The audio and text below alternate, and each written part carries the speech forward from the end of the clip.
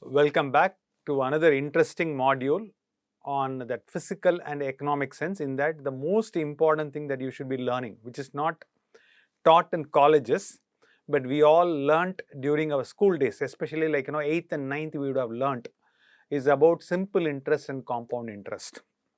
So we're going to learn about that. That I call it as absolute return, and compound interest I'll call it as CAGR. What is CAGR is compounded annual growth rate, which I'm going to talk about it. And the most important thing which each one of us, especially in a developing country like ours, is we need to learn about is inflation. Only in developed economies like let's say Japan, the inflation is 0%. Even in North America, the inflation used to be very less. It could be 1%, half a percent, 2% and all. But because of the pandemic, the inflation has started going up even in North America. So which means inflation is the silent killer. We will learn what is inflation and all that stuff. And we have already learnt about power of compounding. The power of compounding that we learnt in the previous modules. But I will try to touch upon it little bit from an personal finance perspective. So these are the three things that we are going to learn in this particular module. And all these three things are most important in life, and these are not taught in colleges. Okay. First thing I'm going to talk about is inflation. What is inflation? Too little money chasing, or sorry, too much of money chasing too little goods. That means the supply is very less. I have a huge amount of cash. So the huge amount of cash is chasing a very little amount of product. What will happen is there will be a price rise will be there. Okay. So what is inflation? Typically I say that like we all have Wikipedia to learn about many things in computer.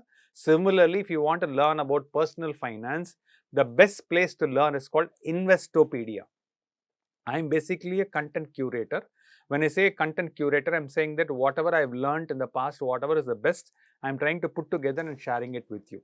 So Investopedia is the best place to learn. So what you can do is say is Investopedia space what is inflation. Then automatically you will get an article about inflation. You will know what it is. There could be a short video as well. So what is inflation?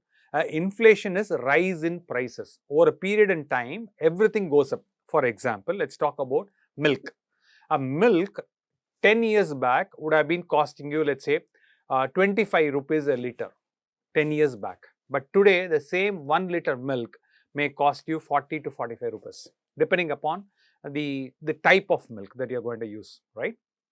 Similarly, let's say petrol. 15 years back, 1 liter petrol would have costed you, let's say, 60 rupees. Today, 1 liter of petrol is costing 100 rupees. So what is inflation? It's all because of inflation. What is inflation? Inflation means it's a rise in prices, which can be translated as a decline of purchasing power. So if you keep the money as it is in your pocket, is that right? So let's assume that today I would go and work in, let's say, one of the top 5 IT companies, and then let's say I make, let's say, 25,000 rupees. That 25,000 rupees, with that 25,000 rupees, let's say the price of a petrol is, let's say, 100 rupees a liter. 25,000 divided by 100, at least I can get 250 liters of petrol. Unfortunately, what will happen is another 15 years or 20 years down the line, what will happen is the price of the petrol will not become 100, it will become 200. Then what will happen is I can buy only 125 liters of petrol, which means there is a decline in what I'm going to buy with the same 25,000 rupees. So that is why you need to learn about how money can earn money for you through power of compounding. And inflation is the silent killer. Another great place to learn about all these topics is called napkin finance. Once again, you go to Google and then say napkin finance space inflation, you will get this beautiful image. I didn't prepare this image, it was downloaded. So it is from napkin finance. Now what will happen is here they have already drawn what is inflation. So inflation is not at all bad. When inflation is higher, what will happen is your interest rate will go up. During pandemic, okay, our inflation was little, let's say around 3% and 4%. The fixed deposit came down to 5-6%.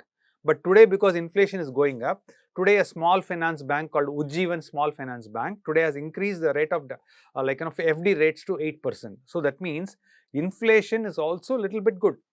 Because inflation is going up, you will also, your salary levels will also go up, right?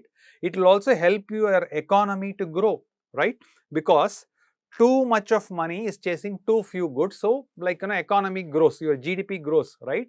And it also helps the kind of if I'm going to invest money, what will happen is I may get a little bit of interest as well. Correct? What are the negatives? Negatives is that is because of inflation, if the interest rates are very high, my interest payout will also be good. Sometimes it is bad for growth. What will happen is my cost of producing things because will go up, right? So this is what is all about inflation.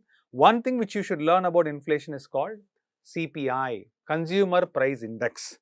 So every year there is an IIP index, CPI index is being published every 3 months and every 6 months it will be published. But annually, if you look at the average inflation in India is anywhere between 6 to 7%. I'm talking about long-term averages. It's anywhere between 6 to 7%. But if you talk about education inflation, it can be about 10%. But if you talk about healthcare inflation, healthcare means going to the doctor, buying medicines, going for tests and all. Some of the healthcare inflation has gone up by 15%. So inflation is a silent killer. That is the reason why you should be learning about investment option. That is the reason why you should be talking about how to maximize your money, because you're going to work, we are all going to work for a limited time, let's say 20 years, 30 years or 40 years. We saw that in the previous video, 20, 30 and 40 years. But we are going to live for another 20, 30, 40 years. So that means your money has to come. So this is why you need to learn about inflation. Now, I'm going to share few things over here about food inflation. So I used to buy groceries and buy things and then give it to a an orphanage, or I can call it as a senior citizen home, Sevale, I used to give it. So what happened is, luckily, I used to scan all the bills and keep it for records. And today it is going to be helpful for you and me to understand what the actual inflation is. We'll be learning, correct? So I'm going to talk about a bill which was generated in the year 2008. In the year 2008. Similarly, I'm going to talk about something which I bought in the year, let's say 2013. And similarly, I'm going to talk about few things which I bought in 2018. So I have the same set of items. Most likely it will be a tur dal, dal which you buy, urad dal, So we have bought all these things in the year 2008, 2013 and 2018, and I have 3 bills. So 3 bills, let us compare what the food inflation was, correct? And I am just comparing the same item. So it's moong dal to moong dal to moong dal. So it's apples to apple comparison. So when you look at it, what is happening is that okay, let me remove this, okay. If you look at it, what happened is the moong dal price from 50 rupees, it has gone up to 90 rupees. And from 90 rupees, it has gone up to 92 rupees. That means during the first 5 years, the food inflation was 12.5%. After 2013, okay, whatever the government, whichever took over or whatever in 2013 and 14, the inflation stayed the same, correct? Whereas in the last, if you take a 10-year period, the inflation is 6.3%. Same thing for jaggery, you can see 12.9%. Same thing, if you look at for wheat, can you see the wheat? 17.2% inflation for the first 5 years. The next 5 years is 2.7. So I was talking about 6 to 7% inflation. Even the food inflation is around 7.4%. So investing in a fixed deposit, in a bank fixed deposit for 6% and 7% means what happens? Actually, you are losing your capital, your purchasing power is coming down. So one of the key takeaway for you is don't keep too much of money in fixed deposits. Bank fixed deposits is not the right option. Plus, you have to pay tax on that. Let's assume that you are in the tax bracket of 20% or 30%. If you pay 20 and 30%, what will happen is post-tax return will be in the range of 4 and 5%, whereas food inflation is 7% and you are actually losing money. So inflation is a silent killer. Now, the same thing which I try to do is in the year 2020 also I try to do it, during the pandemic period I try to do it, the same kind of items. If you look at it, the inflation has gone back to 10%. The inflation has gone back to 10%. That is why today even small banks, small banks, you have capital protection only to the extent of 5 lakhs, not more than 5 lakhs. So I'll be talking about it in a different session as well. But my understanding is that is don't put all the money in one bank fixed deposit, not good, right? So food inflation is really, really high. Now, the topic we wanted to learn about is inflation. The other one we want to learn about is return on investment. This we covered in the very, very basic first session also we covered, right? We talked about cash inflows, we talked about cash outflows, we talked about investment option, then we talked about return on investment. At the end of the day, what is very important is that is any asset you are going to invest, any kind of asset, whether it is real estate or whether it is bank fixed deposit or whatever, or even in business, what happens is that is what is the net profit that you have gained, what is the gain that you have made after all the expenses and after all the taxes. So take the net profit divided by cost of investment, multiply by 100. This is called as simple rate of interest, because your investment duration can be 1 year, it can be 2 years, it can be 3 years. Here what we are trying to do is that is selling price minus cost price minus expenses minus taxes and all, you are coming up with simple return on investment, right? But what is more important is CAGR. What is CAGR? Compounded annual growth rate, or it's basically compound interest. I'm going to give an example. Then we talked about one 10 lakh example and all in the previous video. We'll be talking about it little deeper here also, correct? And most importantly, when you're investing in equity markets or mutual funds or whatever, what is very important is that is whether the fund manager is performing better. Fund manager. So in investment, there is something called active investment and there is something called passive investment. So if you invest in an ETF is called exchange traded fund. So you invest in an exchange traded fund, what happens is that is you buy all the Nifty 50 companies or Nifty 100 companies or Nifty 500 companies in the same proportion. So you don't apply anything it's a cost effective way of investing, participating in the market, and you will get at least the benchmark returns, you will be getting it.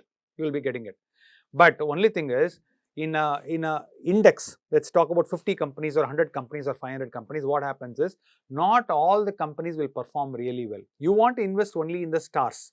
Sometimes only IT industry will do well. Sometimes banking industry will do well. So you really don't know which industry is going to do well. So what happens is professional fund managers will find the stocks. Even within IT stocks, not all the IT stocks go in the same direction. Maybe if you talk about the top 4, TCS may perform better for some point in time. After some point in time, some other company may perform better. What happens is, you should look at a professional fund manager, whether he is able to beat the benchmark or not. And most important is post-tax. Because you have to pay taxes to the government. Whenever you make money, you have to give a portion of the profits to the government. That is called tax. So you should always look at post-tax real rate of return. This is what you need to be looking at it. So this is about return on investment. So we talked about annualized returns. We talked about CAGR. Let's look at what is CAGR. Basically the compound interest. We look into it with an example. So what is CAGR?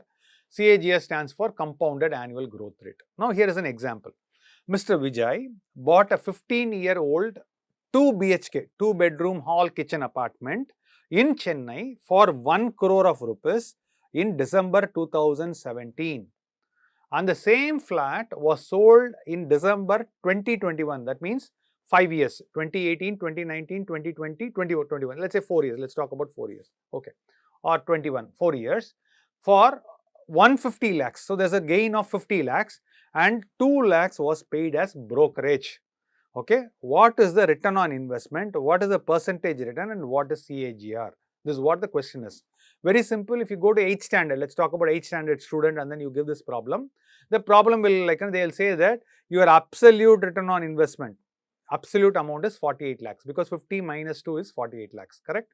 And the person will say the return on investment is 48%, correct?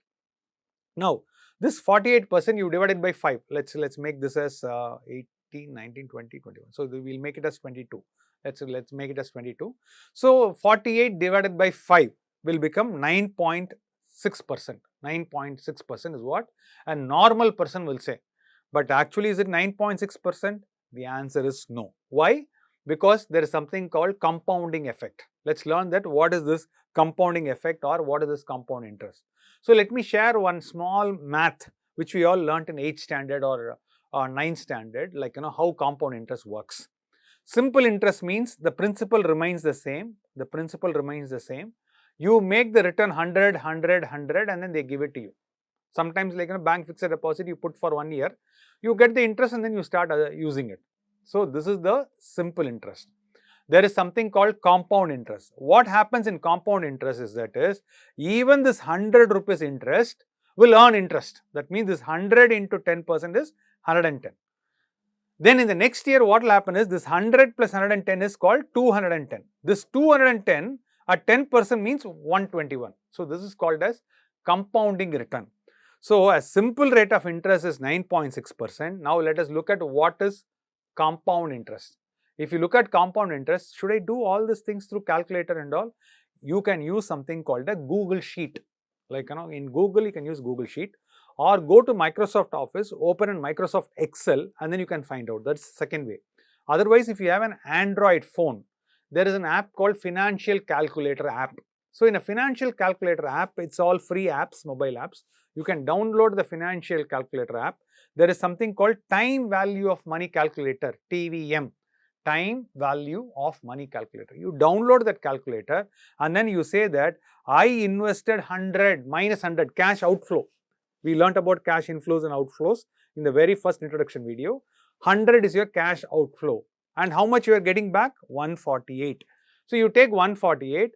How many years? 5 years. And how much is the compounding period? Compounding period is annual. Then you click the rate. You just go and click that rate. Automatically the answer will come as 8.16. So which means without using any laptop or any Google Sheet and all that stuff, but using your mobile phone, you can easily say that your father will claim your father or uncle will claim as 9.6%, but compounding effect CAGR is only 8.16. 8.16. 8.16 is 1.44% less, which means 15%, which is lower. So that means, so what you and I think we made 10% money and all that stuff, the answer is no. We all made only 8%. Now compare this with inflation. We just saw that one food inflation example, right? 8%, 7.6% and all that stuff. What happens is that investing in real estate, you are able to make only certain amount of money. Let's also look at other examples. Let's talk about equity market. Let's talk about mutual funds and then see that whether you are able to generate more returns. We'll look into it. Correct? Now, so here is another example. But in real life, what happens is that today everybody, most of us know SIPs. So this SIP, advertisement, a lot of advertisements are coming. When you look at IPL or cricket matches and all that stuff, mutual fund sagi hai. There is a advertisement will come. One of your famous cricketers will come and say, investing through SIP is the right thing to do. Now, what happens is, in the previous example, you saw one investment, one inflow and one outflow. That's what you saw. You bought it for 100 lakhs and you sold it for 148 lakhs. That's what you saw. But here in this example, what is happening is that there are multiple dates are involved. That means every month you are investing, you are getting some dividend and all. Sometimes you reinvest that particular dividend, or every month you invest the same amount of money, correct? So this is what you generally do. And what happens is, after 12 months you stop the investment. After some point in time you go and sell the investment. What happens is that you can use an Excel sheet, you can use a Google Sheet, or you can use a Microsoft Excel sheet, enter all these things and then use a function called XIRR. What to learn about XIRR? I told you about Investopedia, right? Go to Investopedia, say what is XIRR. IRR stands for internal rate of return. XIRR stands for extended internal rate of return, because the dates are very, very different. So when you go and apply a formula, you'll see that you made 19.74% compounded for an investment made in 2008 to 2015. For 2010 to 2015, you made 19.74. Here you made 15.39. Here you made 20.72. What it means is that during long periods of time, if you are able to wait and invest slowly, small amount. I talked about 50 rupees a day, 100 rupees a day and all. These are all 50 rupees a day. These are all 50 rupees a day you invest, or 2,000 rupees or something like that. But you invest it and you allow it to grow. You can see what kind of returns you are able to generate. So in a real estate, you saw what the returns are. In mutual funds through SIPs, you are able to see. So that means in this particular session, What we have learnt is, we have learnt about inflation, we have learnt about return on investment, we have learnt about CAGR, and we have learnt how to use financial calculator using an Android phone, or you can also use one Google Sheet to try to do it. Please do the same thing for each of the asset classes, whether it is real estate or fixed deposit or insurance policies or mutual funds or direct equities. Do the same thing and consider your post-tax flows. That's what is very, very important. Then you will learn, like, how to grow the money, what is your power of compounding. So this brings to the end of the session. Thank you.